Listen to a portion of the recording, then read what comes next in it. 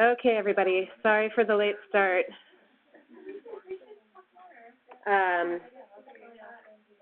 We've troubleshooted some technical things, so hopefully all goes as planned.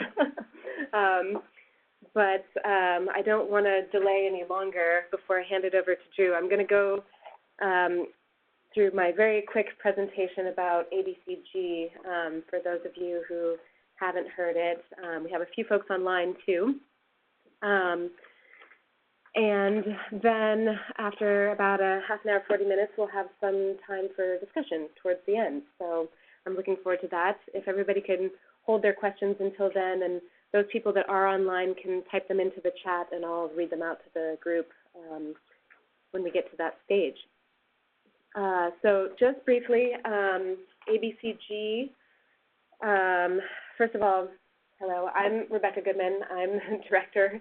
I'm co-directing actually right now with James Hutchins, who's on loan to us for a few months. And we together manage this collaborative of 7 international conservation organizations. I'm trying to move these things out of the way here so we can see. This one doesn't want to go. There we go. Sorry. Okay. So we're composed of the African Wildlife Foundation, Conservation International, the Jane Goodall Institute, the Nature Conservancy, the Wildlife Conservation Society, the World Resources Institute, and the World Wildlife Fund. And together, these organizations are aiming to increase our collective conservation impact by advancing critical understanding of biodiversity challenges and their solutions in sub-Saharan Africa. These organizations have been working together since the late 90s, so going on 20 years now. And we've been fully funded by USAID for the past decade. We're currently finishing up what we've termed Phase 2, which began in late 2015 and extends through 2018. And now we're entering into an extension period that will take us through 2020. So we're kind of wrapping up, or we have wrapped up actually September, October, this 3-year work plan, and we're entering into a planning phase for the next 2 years. Like I said, that'll take us into 2020. So the areas that we've been focusing on are land and resource tenure rights, land use management, managing global change impacts on biodiversity, which is looking at the human adaptation responses to climate change and how those are impacting biodiversity as opposed to the direct effects, which have been well studied. And then global health linkages to biodiversity conservation, which is split into PHE, population health and environment, and freshwater conservation and WASH, and how the intersection of those areas can be looked at with ecosystem services and integrating biodiversity conservation into those global health areas. So there have been several pilot activities around that. And then we have a 5th area called emerging issues, which implements a small grants fund. And these are targeted 1-year grants that go out to the member organizations in partnership with local institutions to help build capacity. And I think we've issued about 6 of those over these 3 years, so about 2 per year on the around like 50K per year. So we're working an integrated approach, and I'm missing the arrows there, but it goes clockwise, to work with partner institutions to identify common challenges and knowledge gaps, and then to work with them to develop new knowledge and practical tools that addresses those challenges, synthesizing and disseminating new knowledge through our platform, mostly online, and our newsletters, and then applying lessons and tools to produce tangible results through these pilot studies that are implemented through our partner organizations, and then validating that knowledge and determining the lessons learned that will feed back in to fill those knowledge gaps. And so this is kind of a cyclical model, and are at various stages of this. I mentioned, the current phase. We're going into year 4 now. We've been bumped up to 8 million, and we have another couple of years to go between now and 2020. That's all I'm going to say. There's a lot more information on our website. We have a social media presence, and then, of course, the listserv is probably the best way to find out about events like this. You can always contact me, and then I have a counterpart who's based in Nairobi, who manages communication. So if you're in your neck of the woods, feel free to reach out to Evelyn, too. Okay. Without further ado, I'm going to hand it over to Cronin and get his presentation up here.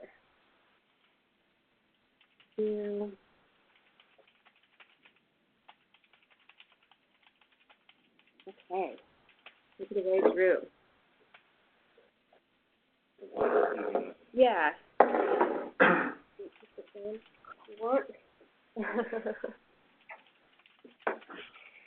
Okay. Thank you. So my name is Drew Cronin, and I am the program manager for the SMART Partnership. And I... Okay. Sorry, there's a bit of feedback on our end. I am going to...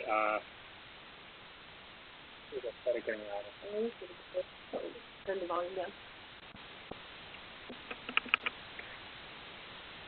Okay. I'm going to try to give an overview of the SMART and the SMART Partnership and where we're at about 5-6 years into the partnership's lifespan. So for those of you that are not familiar, SMART is an acronym. It stands for the Spatial Monitoring and Reporting Tool. And it's supported by the SMART Partnership, which I should mention really quickly is supported currently by the 9 SMART partners: the Frankfurt Zoological Society, Global Wildlife Conservation, Peace Parks Foundation, North Carolina Zoo, Panthera Wildlife Conservation Society, Wildlife Protection Solutions, WWF, and the Zoological Society of London. So the partnership, again, supports the SMART, the software tool, but we consider what we do to be much more than just a software tool. The partnership is a collaborative partnership. It's technology, it's the services like training and support, and standards as well. We're trying to make sure that sites that are implementing SMART are implementing it in a high-quality way. And our goal is effective management of protected areas through capacity building, implementation of monitoring tools, best practices, and standards, and that's what we call the SMART approach. And sort of the context for what we're doing, right, is protected areas around the world are sort of the cornerstone of most people's efforts for biodiversity conservation. But studies have shown that less than a quarter of those have quote-unquote sound management. So what we're trying to do is improve management on the ground level, right? And this is, most of you will be familiar. Hopefully, those on the line are familiar with Central Park. But the way that we try to contextualize it is if you've been tasked with managing Central Park, you've only got 2 guards, you've got complex terrain, you're surrounded by millions of people, there's lots of multi-use purposes going on within and around the park. You basically have very little in terms of protection, and you're combating often highly technical poachers, with better equipment than you have. You have very little money to do it, right? And so you're faced with a difficult situation and limited capacity to manage it. And what we're trying to do is to lessen the friction in your management processes so that you can best deploy your resources at your site and get the most return for whatever you have on site. And this is this spans both the whole spectrum at your site. So from frontline staff, right, rangers want to feel motivated in what they're doing. They want to see the return on what they're doing. You need to hold your rangers accountable for their work, right? So they're more effective in in their deployments. Excuse me. Protected area managers, right? They want to more effectively coordinate what they're doing. Want to know where their teams are, where their people are. What the infrastructure, the status of their various infrastructure is. And then the national authorities, just more broadly want to be able to more efficiently deploy resources, right? And so they want to know if they're giving 100,000 to a site, what's the return on that 100,000? Where are their rangers going? What's the impact of what they're doing? So, we feel like, there's a need across this entire spectrum from the ground up to, ministry level, decision-making level on improving management effectiveness. And of course, there's this evolving context which we're all familiar with, increasing demand for wildlife products, both locally at sites and globally. There's increasingly well-financed and connected wildlife crime, and there's, as we're all, painfully aware, very limited resources for conservation. We're always trying to make the most of what we have on hand. And so, SMART was initially developed as a law enforcement tool, so conservation law enforcement monitoring tool. So measuring and improving patrol effectiveness, the quality and the management of the site, promoting accountability and good governance of your patrols and your staff, and having standardized reporting on indicators of poaching and other threats. So most sites are looking at wildlife threats and patrol efforts. So standardized reporting and a standardized way of aggregating patrol efforts at sites. And the basic features of the software itself is a relational database, so pretty powerful query and summary functions. So you can once you get data in, you can do a lot in terms of analytics at the site. Easy data entry and integration with GPS and mobile devices. So we'll touch on a little bit of that later. But we've got mobile data entry, and the database is georeferenced. Built-in mapping and spatial analysis linked to queries, so you can do basic mapping. It's not a replacement for ArcGIS or QGIS or services like that, but you can do some basic mapping on site and do some spatial analytics as well. Automated analysis and report generation, so this is a really key function. So once you get your data in, you can develop a report, in a format that you want to see in whatever regularity at your site, so weekly, monthly, quarterly, yearly. And once you have a format that you're keen on, you can just run it. You just hit the button and it runs, and you can output it, which is really important. It really takes a lot of the friction out of the reporting process. And then, of course, straightforward information sharing. So if you can generate reports in an automatic way, you can very easily share that, both up and down to your ranger teams and up to your decision makers. And like I said, most sites are looking at a couple key things, which I'll run through here. This is just a look at snares in Nigeria, in AC Mountain. This is looking at wildlife, so mapping distribution of wildlife in Nigeria, different parks. These are primates. Particular. I'm a primatologist by trade, so I can't give a presentation without talking about a primate. And then evaluation of patrol effort and coverage. And this is just two ways of looking at it. So the top is the track logs, and the bottom is a measure of effort. So effort over time, or over area. And then this is just to give a little bit of marine context, something a little bit different than the African context. This is community-managed fishery in Cambodia, so just to give a little bit of a different idea. And so most of us will be familiar with the adaptive management cycle, and if you look at this, SMART can help at each one of these stages. So in terms of data collection, you can develop standard approach for your data collection, whether that's pen and paper. You enter the data in a standard fashion into your data model, or you can use the mobile data collection component of SMART, the Cyber Tracker. It's a third-party system, but it's fully integrated into SMART. So you get your data collection is done in a standardized way. Your data entry is very easy. If it's mobile data collection, it's just plug your smartphone or whatever you're using to collect data. You plug it in and you import the data. If it's pen and paper, then again, it's pretty straightforward. It's a relatively easy entry process. Analysis and reporting, again, you can automate these, so it makes analysis and reporting quite easy. Then feedback and evaluation is that much easier because you have these standardized reports that everyone can look at your site, and you can very easily share them at your site. You can do patrol planning. You can set conservation targets and then, see where your teams are meeting, whether your teams are meeting those targets and adapt those targets to changing conditions.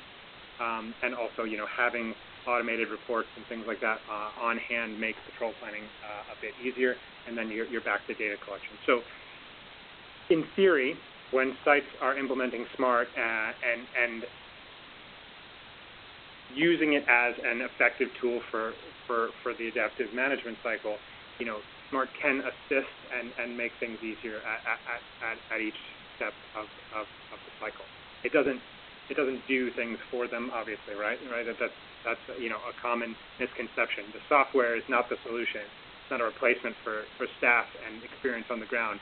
But if you have those staff and you're implementing SMART well, it can significantly improve the processes at your site. And then just to run through and give a look at some impact, and just here's an example of the PDF. This is the weird gray thing in the white is ZSL. This is the ZSL site. The PDF format of the presentation is a little wonky, so I apologize. But just to run through some case studies. So this is a community conservancy in Kenya. It's the Maasai Wilderness Conservation Trust, supported by the ZSL team in Kenya. Early adopters of SMART use mobile data collection as part of their process. The rangers there have limited literacy, so their mobile data collection is done using icons. They don't use text in their data models, so a relatively unique case. There's a number of places around the world that do that, but this is one of the primary places to do that with respect to SMART. In terms of their implementation, the rangers, now sort of there's internal competition to meet their targets because the teams are reporting back to them. They've through their efforts increased their patrol coverage and the rate of patrols by 4 times since they started implementing. They've 3 times the number of detections of illegal activity and doubled the number of arrests. They've seen a 74% decrease in poaching and 67% fewer retaliatory hunts of lions in terms of conflict. Same with the wildlife poisoning. Last year, they were able to deter wildlife poisoning and had 0. So good results there. And I should just mention, as a caveat, as we go through these case studies, it's important to remember. We acknowledge that the software is not the reason why this is all happening. There's good teams on the ground. The software is helping these teams. That's just a common misconception. The software is not the solution. It's a significant aid to the teams on the ground doing good work. This is not Africa, but just to give you the marine context, this is in Belize. They've adopted SMART throughout their national marine protected area system, and had a lot of success. They were early adopters of SMART. They've kind of become leaders in the Central American and Caribbean in terms of SMART implementation. They ID'd patrol priority zones, which has led to improved management and deployment of the patrols. That's a map of their patrolling there in the middle. And they've seen an 85% decline in MPA fisheries infractions. And the success in the marine realm has led to, as of December 2017, the Belize has adopted SMART for use in the national terrestrial protected area system as well. So Belize is the first country where we're seeing it nationally adopted in both marine and terrestrial protected area systems. Getting back to Africa, this is in the Dja in Cameroon. This is another project supported by ZSL. You can see the efforts in the top right. That's a map of the patrol effort and their encounters with gorillas and chimpanzee nests. They were able to increase patrol effort by 86%. In 2017, they improved their law enforcement with an 89% increase in arrests, and they've seen 30% and 28% nest encounter rates increases in chimpanzees and gorillas. So this, again, just using SMART to improve the management and deployment of their efforts on the site, and they've been able to increase in their key metrics. Again, just switching to marine. This is in Cambodia. This is a community-managed fishery. The first MPA in Cambodia, they again identified illegal activity hotspots, identified optimal patrol times, and has led to efforts to improve patrol planning. I don't know if you can make that out in the figure there. A lot of their patrols took place in the daytime, and they were able to figure out through community work that most of the illegal fishing was taking place at night. And so they've been able to, last we spoke, they've been trying to, adjust that. There's barriers to getting folks out, in a community fishery in the middle of the night to do enforcement, but they're working on improving that. And again, they saw a significant decrease in the fisheries infractions on the site in the first 2 years of implementation. And then just a quick overview of tigers. Again, not outside of Africa, but SMART is used at over 100 tiger sites around the world. And in Bhutan, they've seen a doubling of their tiger populations. In the Russian Far East, they increased their patrol effort. They saw a reduction in threats, and in all of the sites where they're implementing it, they've either seen an increase or a stable tiger population. And then in Nepal, they doubled their patrol effort in under a year, and they saw a 90% reduction in illegal activity. And then just back to Africa, switching gears a little bit away from patrols and enforcement in the Congo. Well, SMART is used very widely in the Congo, but in this particular project, the Gulugu Triangle Ape project, they're using SMART for ecological monitoring. They also collect human sign data for anti-poaching, similar to a lot of the other case studies we talked about, but they're collecting ecological and behavioral data, and then looking at the overlap in key ape species, the gorillas and chimps there. So the tree phenology, the encounter rates, feeding and health observations, and botanical plot inventory. So, what they're doing is is a departure from a lot of the standard sort of, what you would expect as a sort of a standard SMART implementation, right? Most people think of SMART as a law enforcement tool, and they're using it for a very comprehensive ecological study. Although I don't have a slide on it, similarly across Congo, they've used the ecological record plugin in SMART. This is a whole subset of the software for ecological monitoring. They've used it for a massive survey of large mammals across Congo over the last 2 years. So just looking at what SMART adoption looks like around the world. The blue circles are SMART sites, and the blue countries are sites where SMART has been adopted at the national level or has a national mandate. So we're in over 600 sites across 55 different countries, and there's 12 national mandates. So that the countries that are all identified there by name. So we've seen much broader adoption. Although I wasn't around for the inception of SMART, it's much broader adoption than I think anyone had ever hoped for at the beginning. And then this is just a look at what that looks like over time. Pretty rapid adoption. Once the proof of concept was out there, it's been adopted really, really widely around the world. And so, in summary, sort of as a software tool for conservation, SMART has been proven successful globally. It's trusted. It's becoming, if not accepted, as the global leader in protected area management solutions. It's got a global reach. It's community owned and driven, which I think is a really important point. Nothing that we do is top down. Everything is coming from the user community.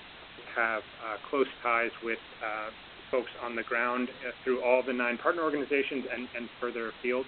And all of the recommendations for development are coming from the ground level, and the development decisions are made on, what is the most pragmatic, useful solution for the folks on the ground. We can do a lot of bells and whistles, but if that's not going to help people on the ground with their mission, then it's just a waste of everyone's money and time.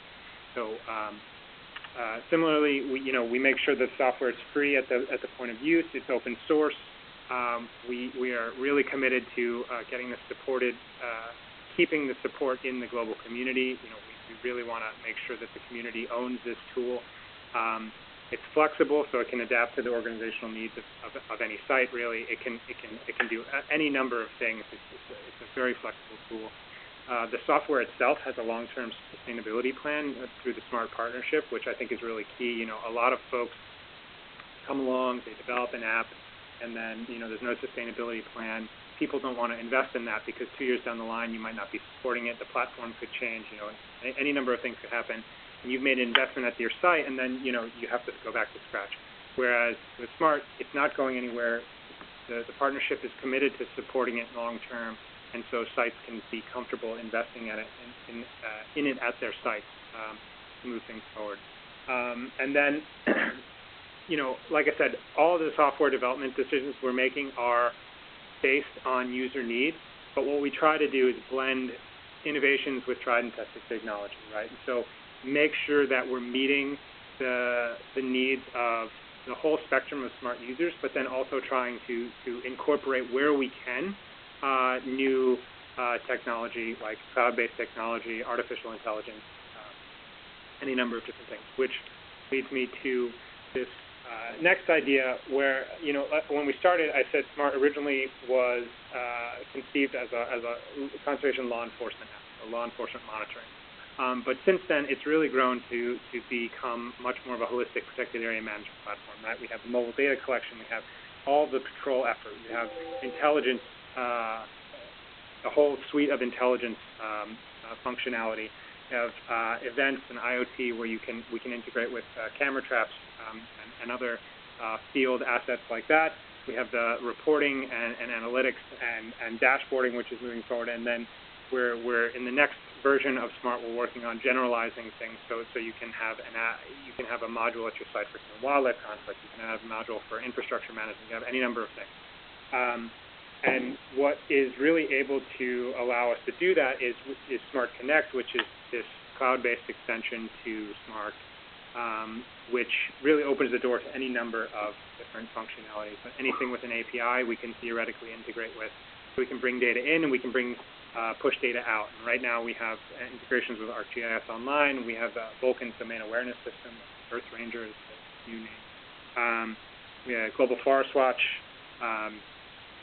some camera traps, and there's a whole suite of other potential integrations down the line. We just need to, we make decisions on those as they come up. But one thing we're working on over the next year is integrating some form of vessel management system for marine protected area, and of course there's CyberTracker as well, which is fully integrated. And artificial intelligence is another one we're working on. The most prominent one at the moment is the pause system. It's developed by a team in USC, and we're integrating that over the next year.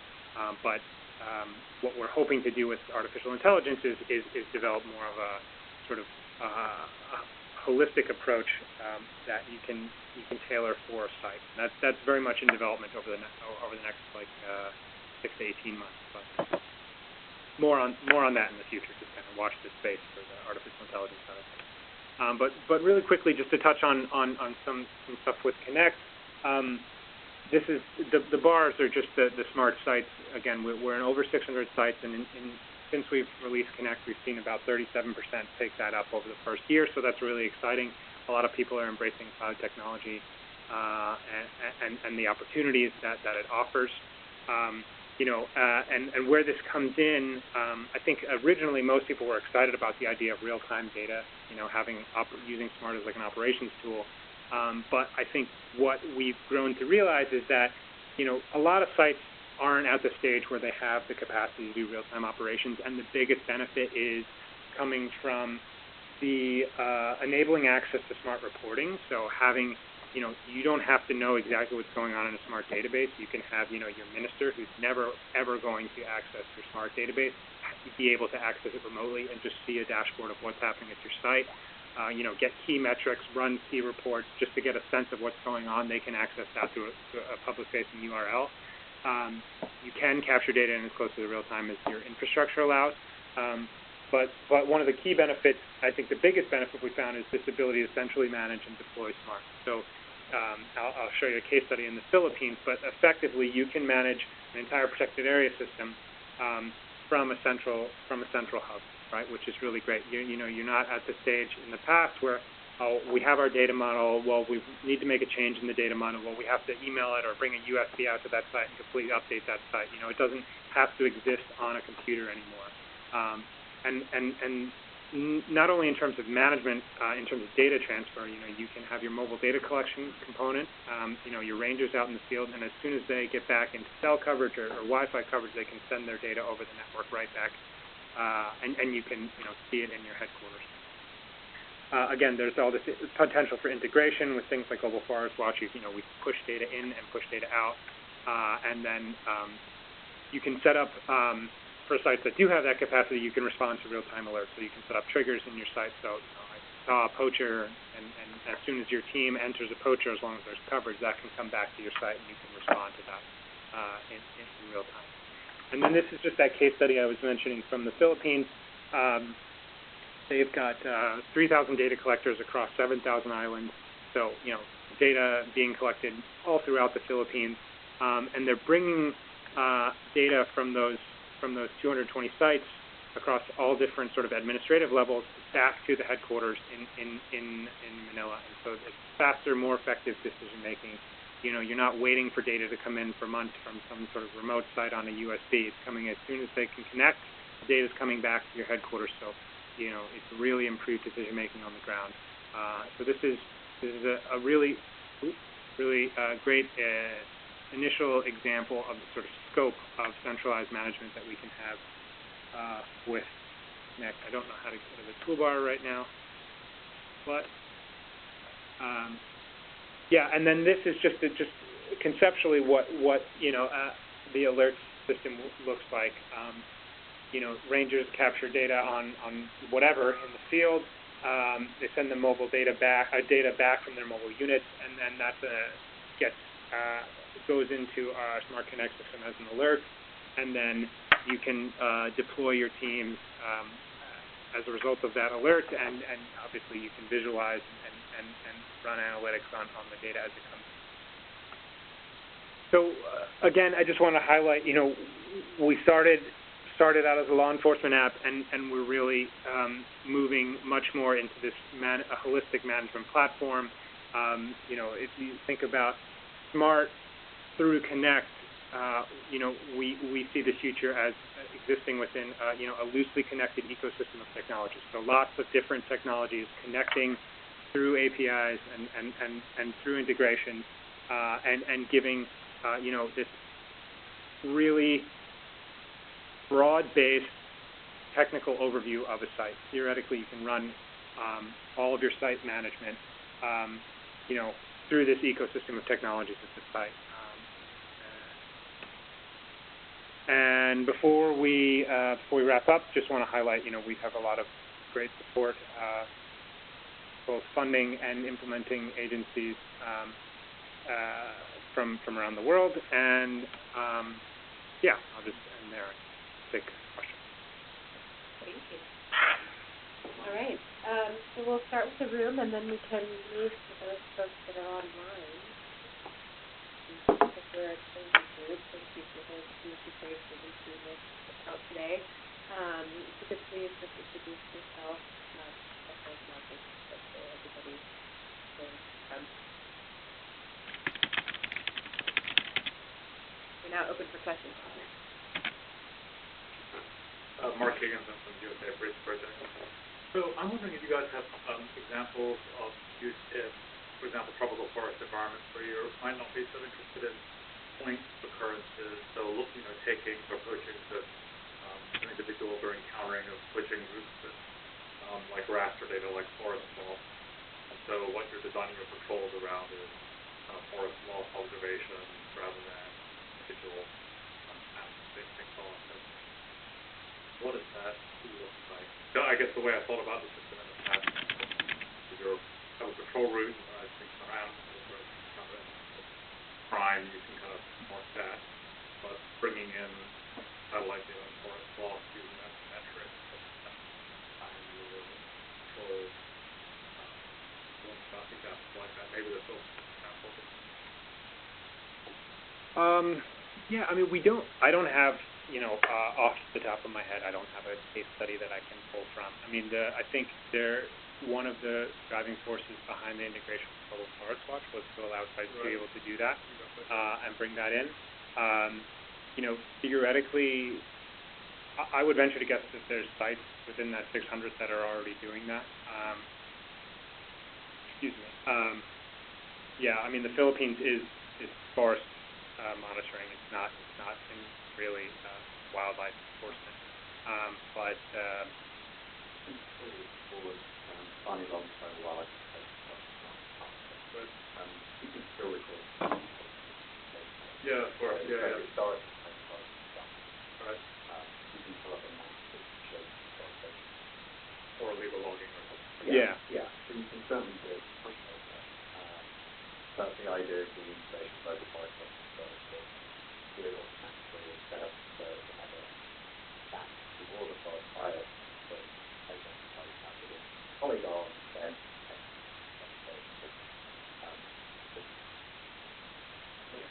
Yeah, I mean, because there's not a way that I'm familiar with. There's not a way to come to a site and say, oh, there's a hectare of deforestation. You can't really enter in. That's a spatial quantity. You can't enter that in.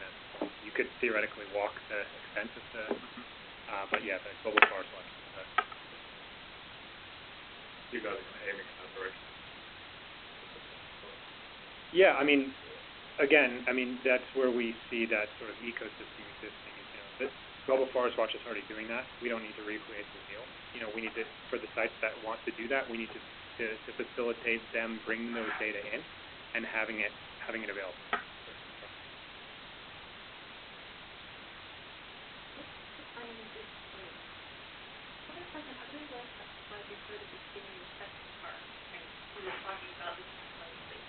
And I'm just wondering if you have any examples of how different tools help address In terms of anything. Does it, but by having this tool like these experience, what's that technology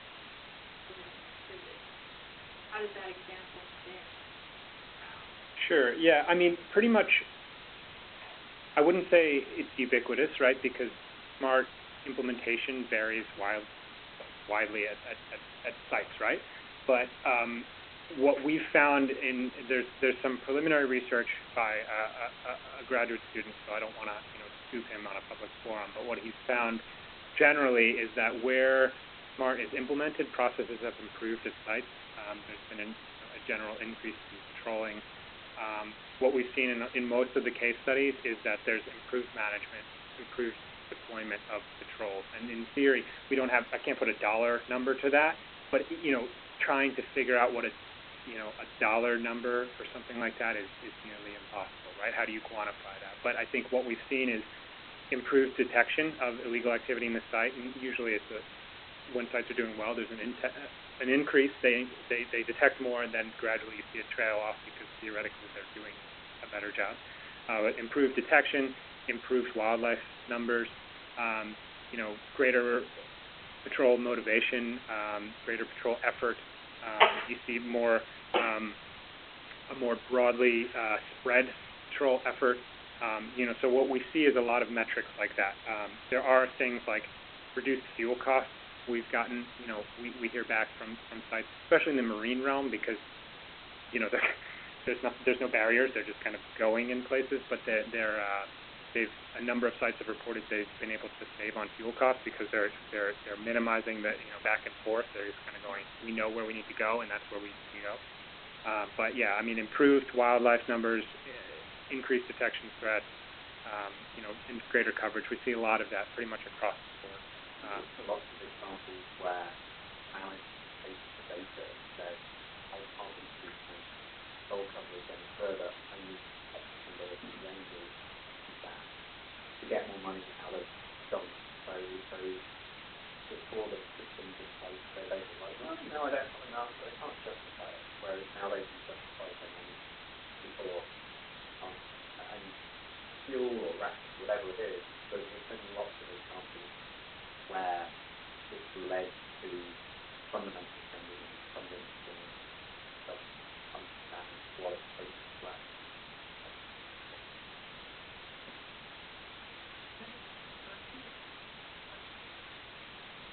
That's like if the site chooses that, but what is that? You're saying so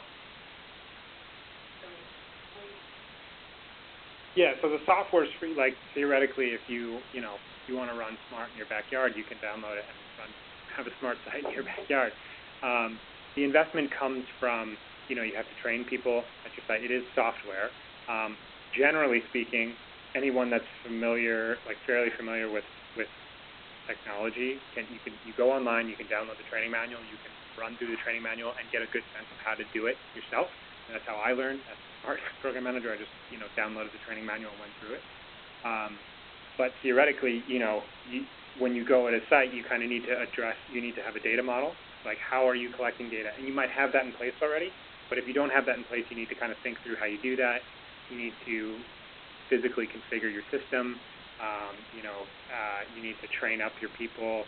If you want to use mobile data collection and you haven't used that previously, you need to buy handheld, or used to saying handhelds, now it's just smartphone.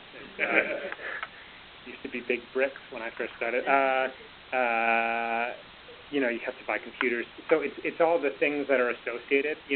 Some sites, if a site is well financed and well run, it's just a matter of bringing in the software and making sure people are up to speed. It's costs are minimal. But if you're going from 0 to 60, you have to buy a computer. You have to make sure you have. If you don't have rangers, you need to have rangers. So it's all this sort of associated cost. The physical software is free. The training materials are free, and usually through the partnership, we try to have as much as possible through the partner organization. Someone that's able to kind of look over the shoulder at the site and help them get off the ground. And so usually the support costs are relatively low. We have a whole user forum and global, like a global user community. So there's pretty cheap user support. You can just log in and ask questions of the user community. So it's all the associated costs with sort of infrastructure and teams on.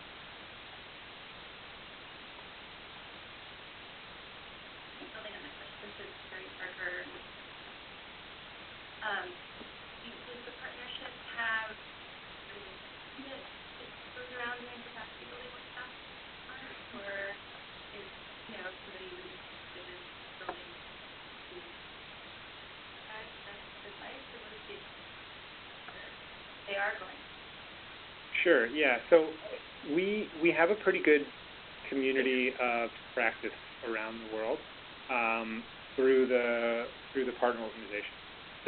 So there's a key distinction here. There's the partnership, which is me basically as the program manager and like the sort of governance of the partnership, and then there's the actual partner organization, and they have a whole host of stuff going. So like WCS, for instance, right, has a lot of WCS smart trainers and WCS support. And so if a WCS person wants to start implementing smart at their site, there's a whole network of support within WCS to move that forward. Same with global wildlife conservation with Tenure. There's networks there. If someone that's not associated in any way with the partnership, never collaborated with any of the partner organizations, reaches out and says, we wanted to implement SMART, the easiest thing is to reach out to us. And what we'll try to do is connect you with somebody, you or whoever, with somebody who is locally based, speaks the language, we kind of connect it up. It's depending on the site and what's happening, that's usually set up on like a consultant basis, or in time if there's a strategic reason for the two organizations to collaborate. But that's done at the organizational level, not at the partnership level. You know, so if you were going to work with a WCS trainer, you know, you'd work with WCS to put that forward, or any of the partner organizations. There's no strict partnership, you know, trainer, you know, dog and pony show that goes around and sets things up. I will mention though one thing that we're trying to do. We have a very good track record of delivering comprehensive SMART training, both through the partner organizations and through the partnership in the form of trainings of trainers, and we're making an effort in the coming year and moving forward to commit to having at least three trainings of trainers globally each year. And the idea is we'll have at least one in Africa, Asia, and Latin America. Next year will be the start. So yeah, and again, we have had many trainings of trainers, but we want to we're trying to commit to having regionally focused as much as possible every year with regularity, because there's so many requests for these things. And we're moving more to, you know, in the past what we've done is we tried to raise money and get everybody there, and it's not really the best way to move forward. What we're going to do is we're going to try to, you know, to have a training is relatively light, relatively flexible. The key thing is getting people there. But we've found, you know, through this user survey that we do every year, that generally speaking, there's enough of a demand that folks will pay their way to go there to the training, as long as the training costs are free. And so that's what we're moving towards. So if you're interested in that, the best thing to do is to join the community forum, which if you go to our website here, or you can shoot an email to that. But if you go to the website, on the community forum has, you can join it, and we put up information about, you know, when the trainings are going to be in.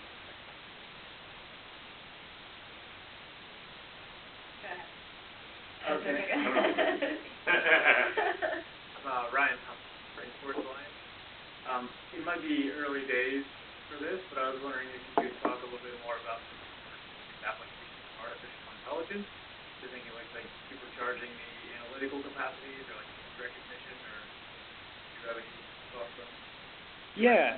So it is still early days, and what we had a meeting on this earlier this year, and you know, one of the key things that we need to figure out, and there's ways to do it, but we need to figure out how exactly we do it. You know, artificial intelligence takes a lot of computing power, and some of the sites we're working at, you know, don't even have electricity most of the day.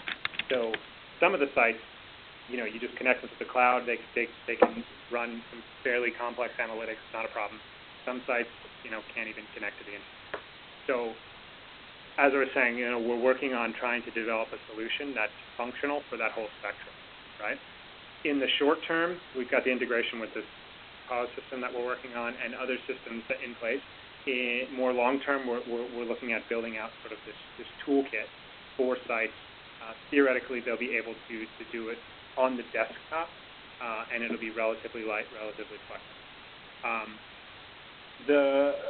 What it exactly looks like on the desktop or in general, unclear. We're still working that out.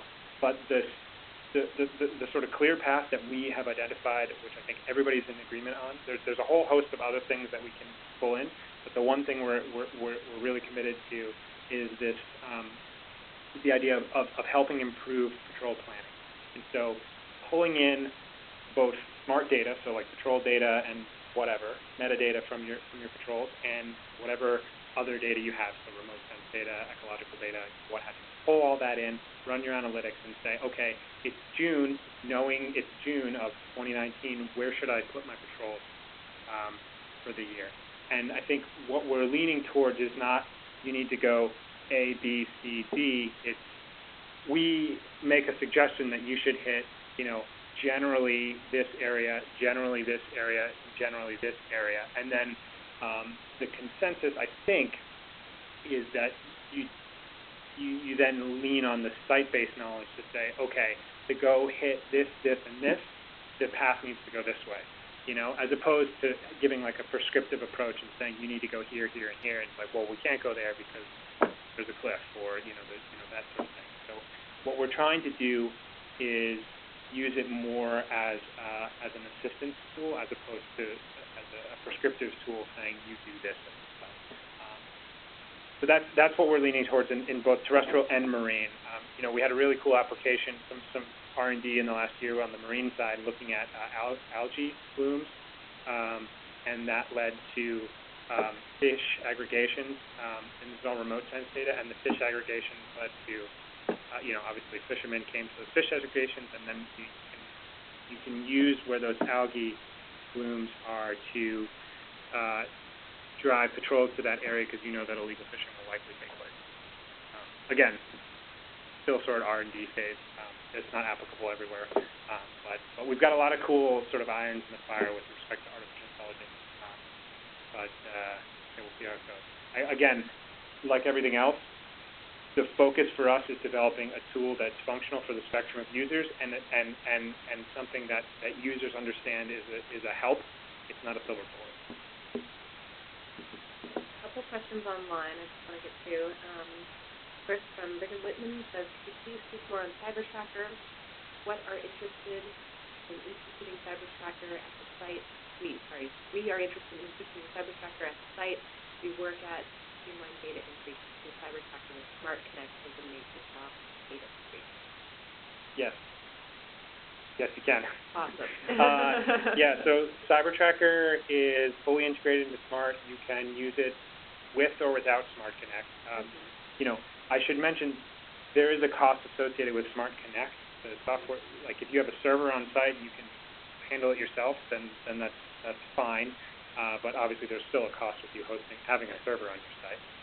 But if you're doing something in the cloud, you have to pay for that server space. But you can use CyberTracker without Connect as well, and you still eliminate the need for data entry. You just would bring your smartphone back, plug it in, hit import data, and then you're done.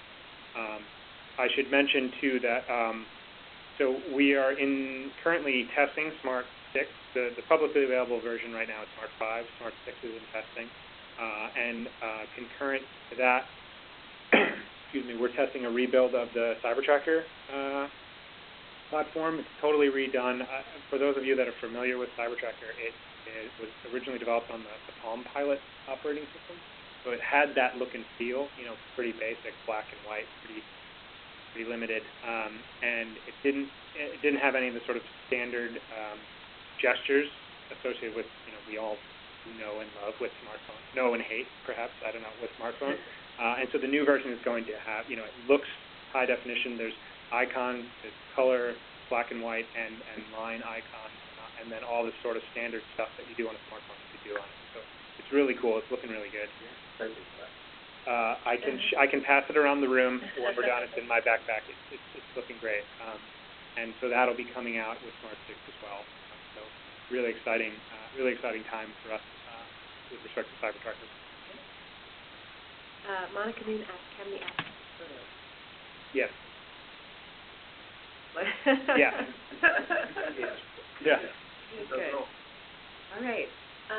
That's all from the folks online. So I think we're at time. I think we'll end the presentation there, but you guys are welcome to hang out after another half hour, so feel free to mingle. And this presentation hopefully has been recorded and will go onto our website in about a week. So we put it up along with the presentation PDF.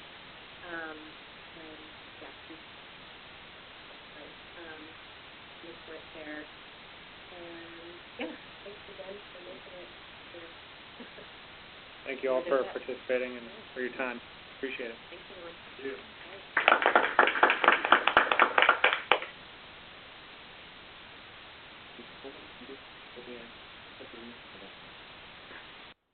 I have another question. Sure. Yeah.